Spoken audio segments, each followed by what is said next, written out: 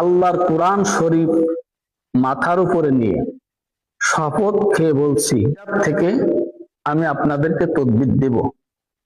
আল্লাহ চাহে তো ইনশাআল্লাহ তাআলা আমার তদবির দ্বারাই কাজ হয় নাই এমন কোন রেকর্ড আজ পর্যন্ত কেউ দিতে পারে নাই।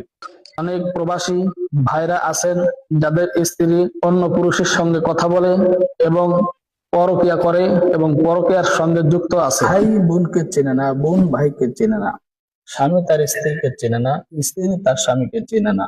সংসারে আয় আছে কিন্তু ব্যয় হয়ে যায়। বাড়িতে মন টিকে না, বাড়িতে মন ধরায় না, আস্তে আস্তে শুকায় যাচ্ছেন, আস্তে আস্তে কাবু হয়ে যাচ্ছেন। এই সমস্ত হলো বানের লক্ষণ। যে সকল মা এবং ভাই বাবাজিদেরকে বান মেরেছে, তাই আসুন কোরআনুল কারীমের তদবির নেওয়ার জন্য আমার সাথে যোগাযোগ করুন।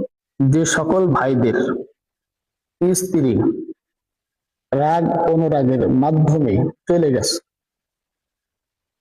স্ত্রী আসতেছে না, অথবা কোন মা এবং বোনের স্বামী চলে গেছে, তার কোনো সন্ধান পাওয়া যাচ্ছে না, আপনাদেরকে আহ্বান করব, অনুরোধ করব, আল্লাহর কোরআন শপথ খেয়ে বলছি আমি তদবির দিব।